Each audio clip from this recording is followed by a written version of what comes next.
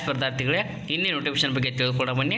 ಹಿಂದಿನ ನೋಟಿಫಿಕೇಶನ್ ಏನಂದರೆ ಸೆಬಿಯಲ್ಲಿ ಖಾಲಿ ಇರುವ ವಿವಿಧ ರೀತಿಯ ನೇಮಕಾತಿಯನ್ನು ಕರೆದಿದ್ದು ನೋಡಿರಿ. ಸೆಬಿ ಅಂದರೆ security and exchange board of ಇಂಡಿಯಾದಲ್ಲಿ ಖಾಲಿ ಇರುವ ಹ್ಯೂಮನ್ ರಿಸೋರ್ಸ್ ಡಿಪಾರ್ಟ್ಮೆಂಟಲ್ಲಿ invitation for application under SEBI young professional program ಅಂದರೆ ಯಂಗ್ ಪ್ರೊಫೆಷನಲ್ ಹುದ್ದೆಗಳು ಖಾಲಿ ಇದ್ದು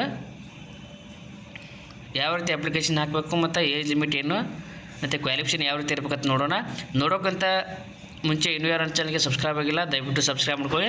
ಮುಂದೆ ಯಾವುದೇ ಜಾಬ್ ಬಗ್ಗೆ ನಾನು ತಿಳಿಸಿದಾಗ ನಿಮಗೆ ನೋಟಿಫಿಕೇಶನ್ ಮೂಲಕ ತಿಳಿದು ಬರುತ್ತದೆ. ನೋಡಿರಿ, ಏಜ್ ಲಿಮಿಟ್ ಬಂದುಬಿಟ್ಟು ಅಭ್ಯರ್ಥಿಯು ಇಂಡಿಯನ್ ಸಿಟಿಜನ್ ಆಗಿರಬೇಕು, ಅಂದರೆ ಭಾರತೀಯ ಅಭ್ಯರ್ಥಿಗಳಾಗಿರಬೇಕು. ಮತ್ತು ಅಭ್ಯರ್ಥಿ ಏಜ್ ಲಿಮಿಟ್ ಬಂದುಬಿಟ್ಟು 30 ವರ್ಷದ ಒಳಗಿನ ಅಭ್ಯರ್ಥಿಗಳು ಈ ಹುದ್ದೆಗೆ ಅಪ್ಲಿಕೇಶನನ್ನು ಹಾಕ್ಬೋದಾಗಿರ್ತದೆ. ಇನ್ನು ಅಭ್ಯರ್ಥಿಗೆ ಜನರಲ್ ಎಸೆನ್ಷಿಯಲ್ ಸ್ಕಿಲ್ಸ್ ಯಾವ್ಯಾವ ರೀತಿ ಇರ್ಬೇಕಂದ್ರೆ ನೋಡಿರಿ, ಅಭ್ಯರ್ಥಿಗೆ ಅಂಡರ್ಸ್ಟ್ಯಾಂಡಿಂಗ್ ಆಫ್ ಫೈನಾನ್ಷಿಯಲ್ ಮಾರ್ಕೆಟ್ಸ್ ಬಗ್ಗೆ ಅಂದರೆ ಜ್ಞಾನ ಇರಬೇಕು, ಮತ್ತು ಎನಾಲಿಟಿಕ್ ಎಬಿಲಿಟಿ ಇರಬೇಕು, ಮತ್ತು knowledge of international technology tools ಬಗ್ಗೆ ಜ್ಞಾನ ಇರಬೇಕು. ಅದೇ ರೀತಿ ಆಪ್ಟಿಟ್ಯೂಡ್ ಫಾರ್ ರಿಸರ್ಚ್ ಬಗ್ಗೆ. ಇನ್ನು ಅದೇ ರೀತಿ ಅಭ್ಯರ್ಥಿಗೆ oral and return communication skills ಮತ್ತು ಜಡ್ಜ್ಮೆಂಟ್ ಆ್ಯಂಡ್ ಇಂಟರ್ಪರ್ಸನಲ್ ಸ್ಕಿಲ್ಸನ್ನು ಅಭ್ಯರ್ಥಿಯು ಹೊಂದಿರಬೇಕಂತ ಹೇಳ್ತಾರೆ.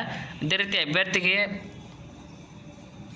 ಹುದ್ದೆ ವೈಸ್ ಯಾವ ರೀತಿ ಎಕ್ಸ್ಪೀರಿಯೆನ್ಸ್ ಇರಬೇಕು ಮತ್ತು ಎಜುಕೇಷನ್ ಕ್ವಾಲಿಫಿಕೇಷನ್ ಏನಾಗಿರ್ಬೇಕಂತ ನೋಡಿರಿ. ಮೊದಲನೇದಾಗಿ ಯಂಗ್ ಪ್ರೊಫೆಷ್ನಲ್ ಸೆಕ್ಯೂರಿಟೀಸ್ ಮಾರ್ಕೆಟ್ ಆಪರೇಷನ್ಸ. ಈ ಹುದ್ದೆಗೆ ಅಭ್ಯರ್ಥಿಯು ಪೋಸ್ಟ್ ಗ್ರ್ಯಾಜುಯೇಟ್ ಕ್ವಾಲಿಫಿಕೇಷನನ್ನು ಡಿಗ್ರಿ ಅಥವಾ 2 ವರ್ಷದ ಡಿಪ್ಲೊಮಾನ ಅಭ್ಯರ್ಥಿ ಮುಗಿಸಿರ್ಬೇಕಾಗಿರ್ತದೆ, ಅಥವಾ ಚಾರ್ಟರ್ಡ್ ಅಕೌಂಟೆಂಟ್ ಆದರೂ ಕೂಡ ಅಪ್ಲಿಕೇಶನ್ ಹಾಕ್ಬೋದು. Successfully completed 3 year level of chartered financial analytic ಅಂದರೆ CFA ಕೋರ್ಸನ್ನು ಅಭ್ಯರ್ಥಿ ಮುಗಿಸಿದ್ರು ಅಪ್ಲಿಕೇಶನ್ ಹಾಕಬೇಕು.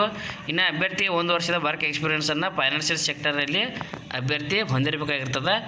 ಅದೇ ರೀತಿ ನೋಡಿರಿ, ಎರಡನೇದು ಯಂಗ್ ಪ್ರೊಫೆಷ್ನಲ್ ಲಾ ಒಳಗೆ ಅಭ್ಯರ್ಥಿ ಬ್ಯಾಚುಲರ್ ಡಿಗ್ರಿಯನ್ನು ಲಾ ಒಳಗೆ 60% ತೊಗೊಂಡು ಪಾಸ್ ಆಗಿರಬೇಕು. ಅದೇ ರೀತಿ ಅಭ್ಯರ್ಥಿಗೆ ಅಟ್ಲೀಸ್ಟ್ 1 ವರ್ಷದ ಎಕ್ಸ್ಪೀರಿಯೆನ್ಸ ಲಾ ಆಫ್ಟರ್ ಕಾಂಪಿಟೇಷನ್ಸ್ ಅಂದರೆ ಬ್ಯಾಚುಲರ್ ಡಿಗ್ರಿಯನ್ನು ಲಾ ಮತ್ತು LLM professional shall be given candidates ಅಂತೇಳಿ.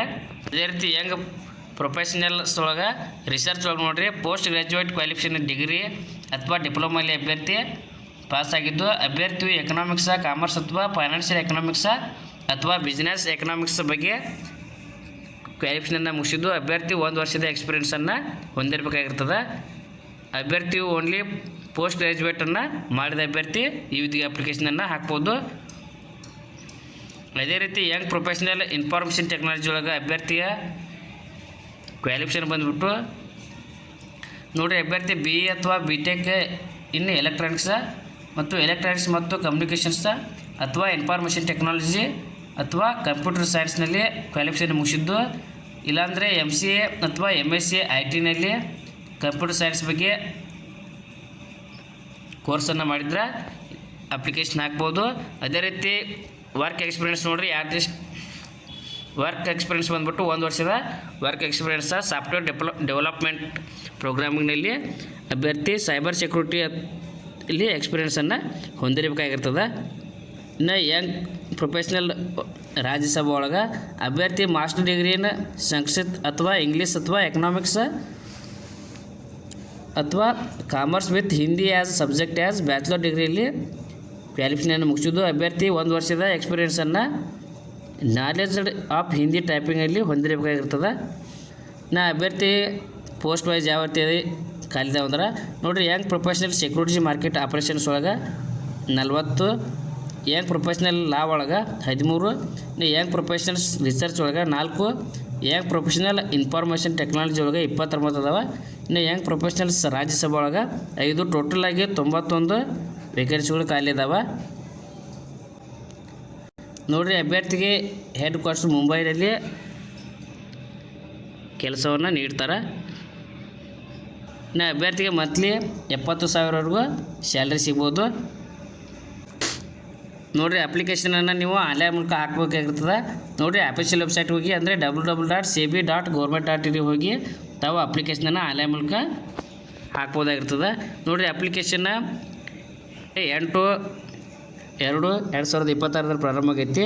ಅಂದರೆ ಅಲ್ಲಿಂದ 21 ದಿವಸದವರೆಗೂ ಆನ್ಲೈನ್ ಹಾಕ್ಬೋದಾಗಿರ್ತದೆ. ಇನ್ನು ಸೆಲೆಕ್ಷನ್ ಪ್ರೊಸೆಸ್ ಯಾವ ರೀತಿ ಇತ್ತು ಅಂದ್ರೆ ನೋಡಿರಿ, ಅಭ್ಯರ್ಥಿಯನ್ನು ಅಪ್ಲಿಕೇಶನ್ ಸ್ಕ್ರೀನಿಂಗ್ ಅಂತೇಳಿ ಅಂದರೆ ಅಭ್ಯರ್ಥಿಗೆ ಪಡೆದಂಥ ಮಾರ್ಕ್ಸ ಮತ್ತು ಅಕಾಡೆಮಿಕ್ ಪರ್ಫಾರ್ಮೆನ್ಸ್ ಯಾವ ರೀತಿ ಐತಿ ಮತ್ತು ರಿಲಿವೆಂಟ್ಸ್ ಆಫ್ ವರ್ಕ್ ಎಕ್ಸ್ಪೀರಿಯನ್ಸ ಮತ್ತು ಸ್ಟೇಟ್ಮೆಂಟ್ ಆಫ್ ಪರ್ಪಸ ಮತ್ತು ಎಕ್ಸ್ಟ್ರಾಕ್ಯುಲರ್ ಆ್ಯಕ್ಟಿವಿಟೀಸ್ ಬಗ್ಗೆ ಮತ್ತು ಓವರಾಲ್ ಪ್ರೊಫೈಲ್ ಆಫ್ ಕ್ಯಾಂಡಿಡೇಟನ್ನು ಅಂದರೆ ಪ್ರೊಫೈಲ್ ಮೂಲಕ ಅಭ್ಯರ್ಥಿಯನ್ನು ಸೆಲೆಕ್ಟ್ ಮಾಡಿಕೊಡ್ತದೆ. ಅದೇ ರೀತಿ ಪ್ರಿಲಿಮಿನರಿ ಇಂಟರ್ವ್ಯೂ ನಡೆಸ್ತಾರೆ. ಅದಾದ ನಂತರ ಪ್ರಿಲಿಮಿನರಿ ಇಂಟರ್ವ್ಯೂನಲ್ಲಿ ಪಾಸಾದ ಅಭ್ಯರ್ಥಿಗಳಿಗೆ ಫೈನಲ್ ಇಂಟರ್ವ್ಯೂ ಮೂಲಕ ಅಭ್ಯರ್ಥಿಯನ್ನು ಸೆಲೆಕ್ಟ್ ಮಾಡ್ಕೊಳ್ಳಾಗ್ತದೆ. ನೋಡಿರಿ, ಯಾರು ಅಭ್ಯರ್ಥಿಗಳಾಗಿರ್ತೀರಿ ನೀವು ಅಪ್ಲಿಕೇಶನನ್ನು ಆನ್ಲೈನ್ ಮೂಲಕ ಹಾಕ್ಬೋದಾಗಿರ್ತದೆ. ನೋಡಿರಿ, ಕೊನೆಯ ದಿನಾಂಕ ಬಂದುಬಿಟ್ಟು 28/2/2026 ನೀವು ಅಪ್ಲಿಕೇಶನನ್ನು ಆನ್ಲೈನ್ ಮೂಲಕ ಹಾಕ್ಬೋದಾಗಿರ್ತದೆ. Thank you. ಇನ್ನೂ ಯಾರು ನನ್ನ ಚಾನಲ್ಗೆ ಸಬ್ಸ್ಕ್ರೈಬ್ ಆಗಿಲ್ಲ ದಯವಿಟ್ಟು ಸಬ್ಸ್ಕ್ರೈಬ್ ಮಾಡ್ಕೊಳ್ಳಿ. ಮುಂದೆ ಯಾವುದೇ ಜಾಬ್ ಬಗ್ಗೆ ನಾನು ತಿಳಿಸಿದಾಗ ನಿಮಗೆ ನೋಟಿಫಿಕೇಶನ್ ಮೂಲಕ ತಿಳಿದು ಬರುತ್ತದೆ.